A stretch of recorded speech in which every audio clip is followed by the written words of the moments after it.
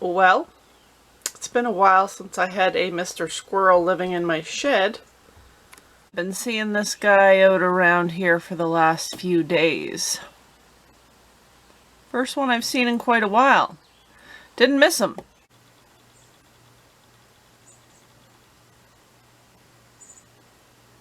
That dude's beefy.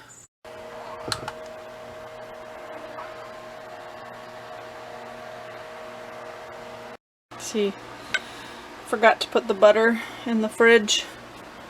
It is all melted liquid. Oh my. Good afternoon. The day is getting away from me. I spent all morning doing laundry. Finally got rid of the fleece sheets on the bed. Yeah, we're the first week into July, and just last night was the first nights I did not. Last night was the first night I didn't have fleece sheets on the bed. I probably could have done that about a week ago, but today was the first day I had time to do a bunch of laundry. Current temperature 29.8 degrees Celsius in here, 29.7 outside. Pretty much equal, you know, in here and out there. I've got all windows open, one screen door open, and I've got a couple of fans going in here. This month, July, got a fuzzy in my mouth, marks 9 years of me being in this RV off-grid. In March, I was 9 years in this RV, but this month marks 9 years in this RV off-grid. And for 9 years of living in here and living this way, I have not had a working air conditioner. That's right. Now I will say, having a roof built over the RV definitely helps a little. You know, the sun's not sitting directly on the roof of the RV, but as you saw, it still gets pretty warm. So 9 years with several small solar systems, a small 200 amp hour LiFePO 4 battery, and a generator, but no AC. So if you're wondering the how and the why, well, the how is because I do have a rooftop AC. Obviously that is 110 and not 12 volt, but it has never worked. This camper is a 1994 Skyline Aljo, and ever since I bought it 9 years ago, obviously secondhand, it hasn't worked. And I know what most of you are thinking, Jenna, why don't you just replace your rooftop AC with a 12 volt rooftop AC? That's a pretty valid question, and plenty of companies have reached out offering 12 volt rooftop ACs. However, I'm not able to put one in here. 9 years ago, when this roof was built around and over top of the RV, well, as you can see, there's not a whole lot of room to get up in there, remove the old one and put a new one in its place. In fact, there's no way I can fit my body in there. Yeah. So as you saw, rooftop AC, 12 volt rooftop AC. Rooftop AC in general is out of the question. I just can't get up there to A, remove this old one, and B, put a new one in. And that's okay. 9 years ago, that was the least of my worries. I was just kind of focused on getting this camper ready for full-time living. I'm on the east coast of Canada, you know. We don't really have crazy hot summers. It's not like an all-day, everyday type thing when we have heat like this. It's honestly, over the course of the summer, we might endure maybe a total of 2 to 3 weeks of like kind of hot days. I mean like hot, like to the point where it's kind of hard to sleep at night. Hot. Maybe, and that's being generous. I don't even think it's really that bad. Nothing like what it is down south, Florida, Texas, whatever. You guys down there have it real bad. So it's not like I have to have an AC in here that's running 24/7. That's just not the case in my situation. So that's the answer to the how I have gone 9 years without an AC in here. It's because it doesn't usually get too dreadful hot. It's mostly manageable, most days. This year I decided that it's definitely time, it's definitely past due. I just want a little something for emergency situations. At this point I just want the option of being able to help bring the temperature down in here. And the reason why is sometimes at night the temperature comes down outside, but the temperature in here stays up and it's uncomfortable for sleeping. So if I can have something that I can run even for just a couple of hours to help bring that temperature down, and then shut it off, then I should be okay for sleeping.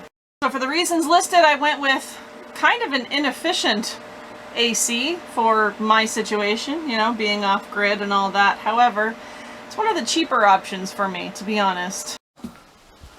It's in the back of my car because the other day on my lunch break, I picked up the cheapest air conditioner I could find, a Medea 5000 BTU window AC. That's right, Rory. We don't want you heat stroking and croaking, so we got an AC. I can't even see you. I can't even see you. Oh my gosh, there you are. That's the goal for today. Get that AC in the window and get it fired up. Obviously, I'm going to need to fire up the generator, and that is the downfall to a window AC, is that I will need to run the generator to run it. But like I said, I don't plan on running that thing 24/7.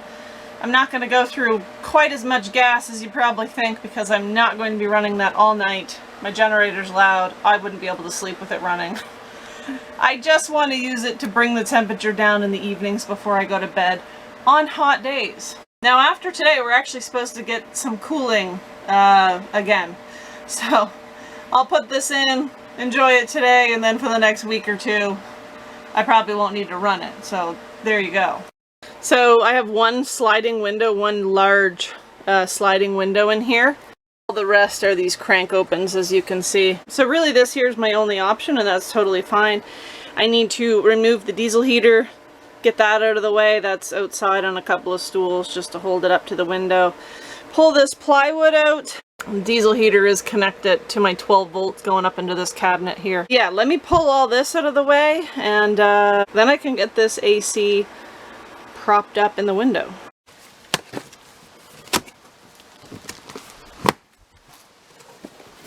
Whew, okay, wow. Foamies for the window, which I will probably need.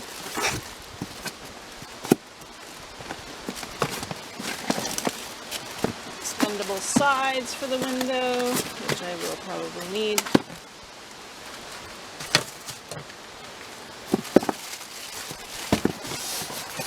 Is this a bracket? Oh. I could probably use this for something else if I don't use it in here.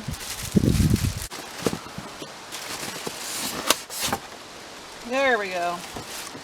There's the beginning. Okay, well, Rory's cat tree out of the way here just a little. We have the jackery hooked up through. Oh, there we go. Maybe I should get rid of these too. Wait a minute. I hope the AC fits in there. The spider. I'm disconnected from my diesel heater hose up there, so. Wow, there's my controller. There. The diesel heater has been disconnected. I'm just going to shut this window so Rory doesn't try to escape, and go outside, remove the diesel heater, and then take a look at getting the AC in there.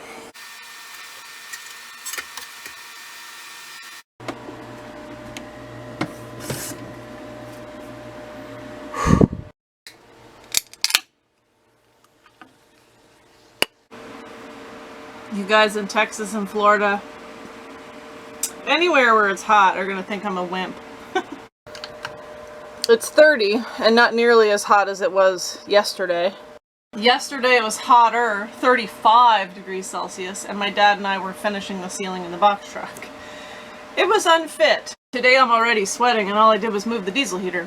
I'm just going to have my drink here and think about how I'm going to get this AC situated.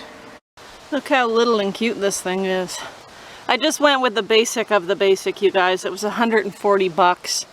It's just got the little turn dial knobbies. Really, that's all I need. Like I said, only going to be using it on the dreadfully hot days, or you know, the days I just need to cool it down in there for a couple of hours. I realized I could have bought one off of Marketplace used And I was looking at that initially, but honestly, a lot of them on there were actually more expensive than a brand new one. And this way, I know where it's coming from. Straight out of the box, brand new. The problem with buying things like that used is that A, you don't know where it's coming from, what kind of environment it was in. Maybe it's got mold spores in it, who knows. And B, did they drop it? How many seasons did they use it for? How long is it gonna last? Who knows? RV windows, at least most of them, are curved like this. So it's also like that down here at the bottom. I don't think I'm going to use those little side fin things. I think I'm actually going to cut out pieces of insulation to perfectly fit where it's going to curve once the window's lifted up. Now if we can keep Mr. Dude away from the window, from escaping, stay away from that window. It's going to be open while I put the AC unit in there, okay? Yep, rub your face all over my Crocs.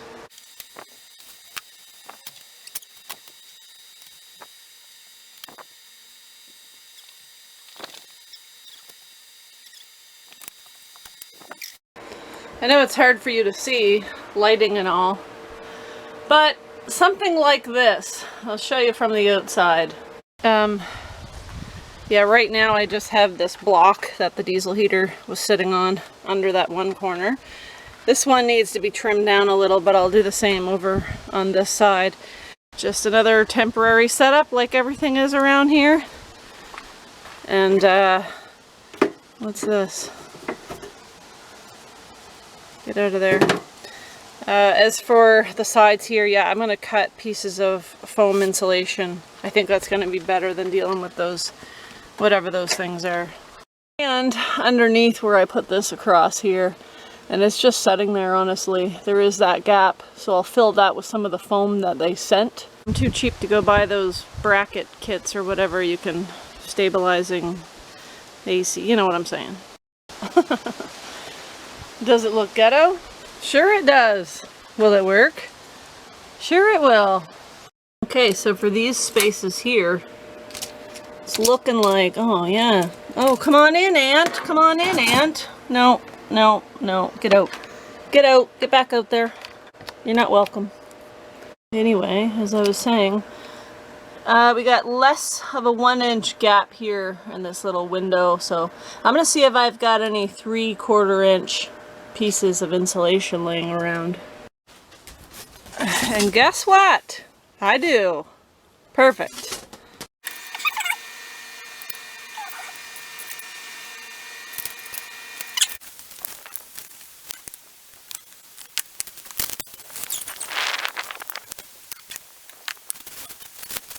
Something like that, but I'm obviously going to need to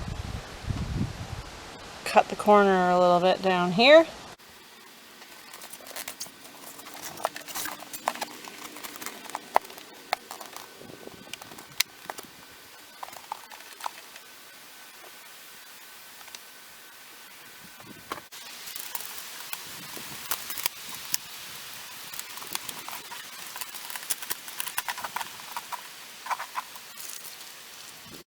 The air conditioner is in.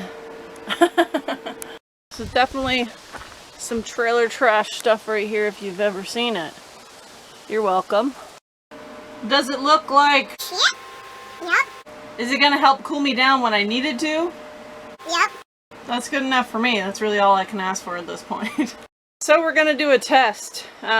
Obviously this is where I keep the cat tree, and I'm gonna have to figure that out at some point. I might, you know, swap it around a different way.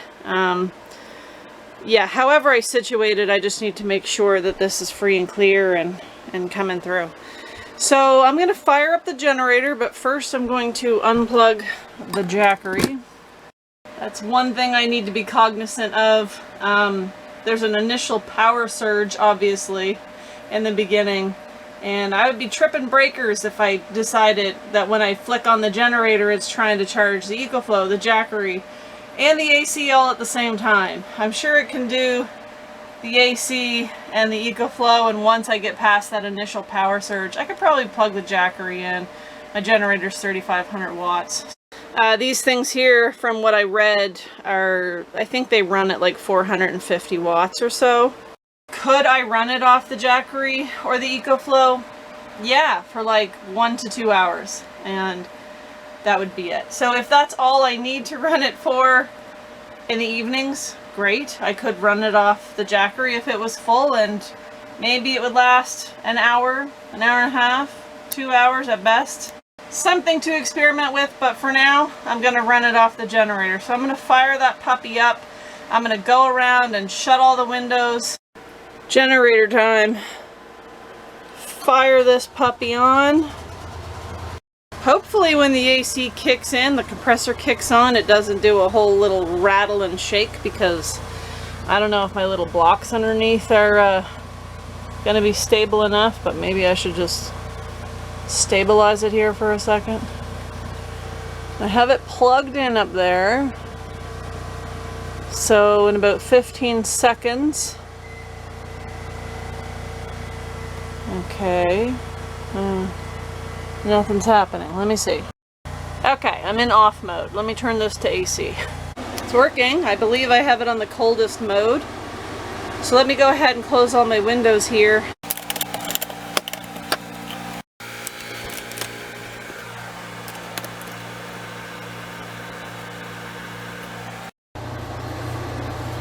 Just in case. Okay. I know it's hot, but 2 hours. You'll love it. Alright, I'll put your cat tree right in front of it, front and center.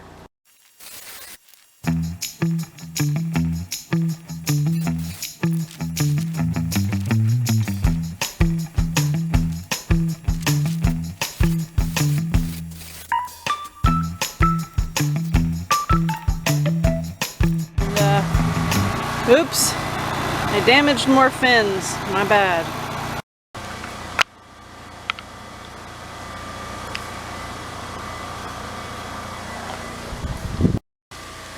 Scrap pile for the fire pit. This AC unit does not have a temperature that you can set. Right now I've just got it cranked on the coldest. 2 hours, and we are 4 degrees cooler in here than it is outside. I'm cool with that. I'm going to continue to let this run, bring the temperature down even more before evening time, bedtime, and what have you.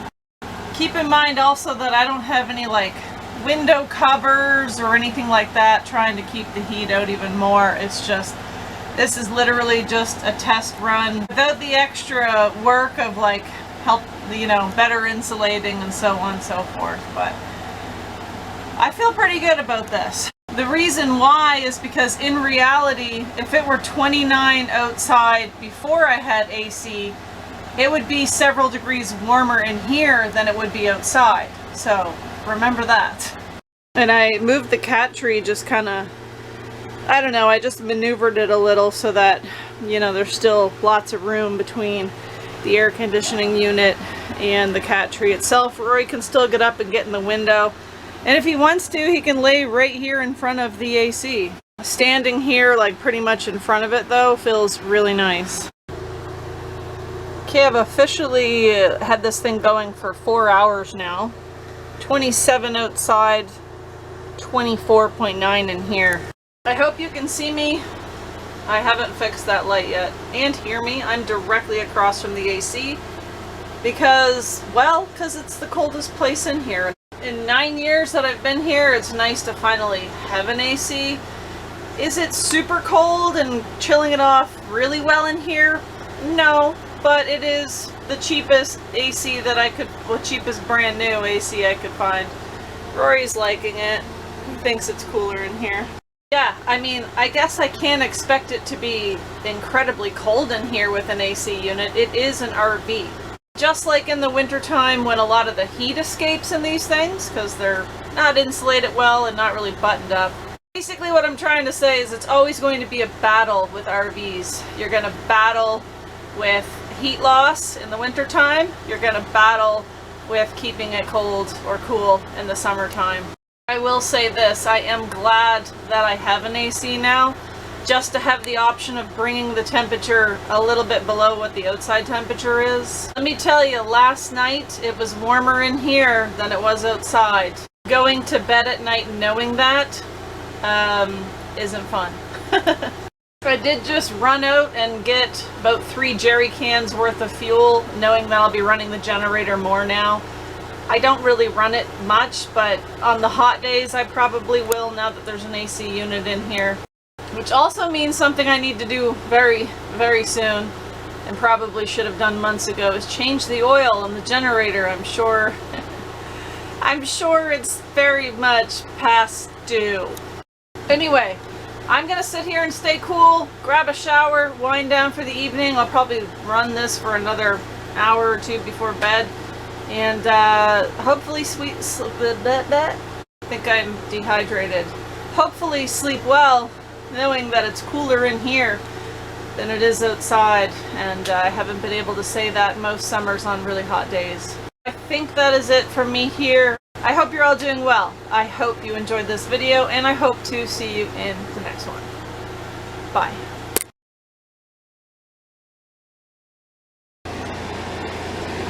Ugh, so nice. So nice.